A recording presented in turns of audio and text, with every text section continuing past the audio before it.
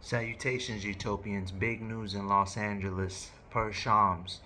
Uh, Los Angeles Lakers caught their big fish in free agency, addressing one of their most pressing needs that has been ongoing for many years now, landing former Portland Trailblazers and NBA Finals appearance Arizona legend Deandre Ayton.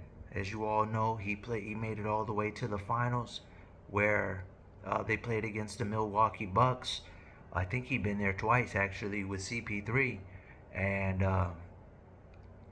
I don't think there'll be a reunion with Chris Paul in Los Angeles, but at the end of the day, this is major for the Lakers. I think, for one, DeAndre Ayton has displayed three-level scoring capability.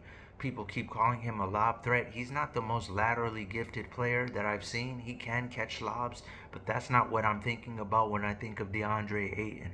Length, ability to space the floor, when he's focused and locked in, double threat. Okay?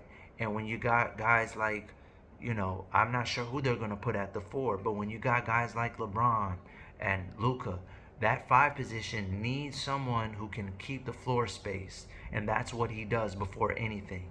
Now, this was major. I still don't like the fact the Lakers didn't use their second round pick on Alex Golden from Michigan or Alabama's Grant Nelson, some type of lengthy 7-footer who could have provided some quality depth.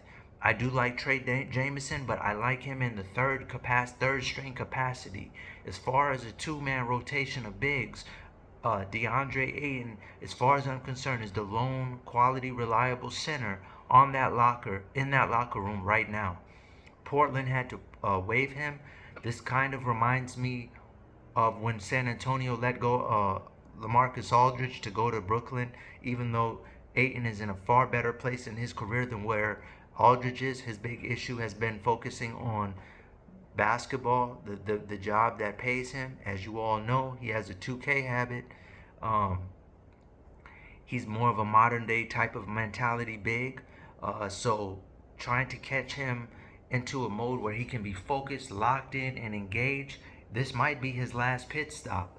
And so before he starts getting the James Wiseman treatment. So, this was major. And I talked about him last year when I heard of Donovan Clingan, formerly of UConn, and Dan Hurley, was getting drafted there. I felt like the writing was on the wall. This feels like a passing of the torch. Nurkic, Jokic, something like that in that capacity. Karl Towns, Rudy Gobert, last ditch effort. We're going to put you at the four, maybe, which never really came to fruition. He did average 14 points last year, but they called him being toxic in the locker room. I just think they needed an excuse to waive him. This is the NBA doing the Lakers a favor, quite frankly. I don't believe he was a distraction. You don't play with Chauncey Billups like that. Chauncey Billups is one of the greatest leaders ever. Joe Cronin supplied the Celtics with Anthony Simmons off of Drew Holiday, even though they're saying that the Celtics are willing to reroute him. I don't see how that makes sense. Moving off of Drew Holiday, now this, one moment.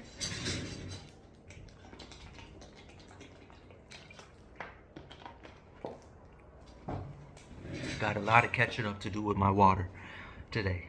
But with that being said, regardless, the Lakers really matched the need.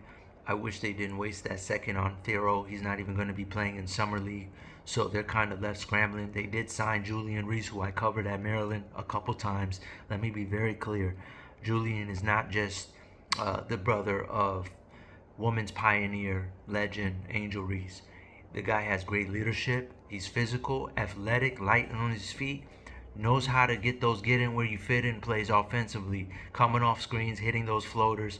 So this is a guy who's displayed captain-like qualities, high character, high motor type of player. There's going to be good solutions. I think there's going to have to be some movement between Vando and Roy Hachimura before this offseason's over, trying to find that backup role center for the Lakers, though that is key right now. They need more front court help. Dorian Finney-Smith heading to Houston really decapitated some of that quality depth. That's probably the most valuable guy. And newsflash, For half a year, they gave up 3 second-round picks, so we're going to have to see how this plays out. But congrats to the Lakers. They got lucky catching one on the Riverwalk if this was a card game. Try to be more informative next time, Utopians Global. Out.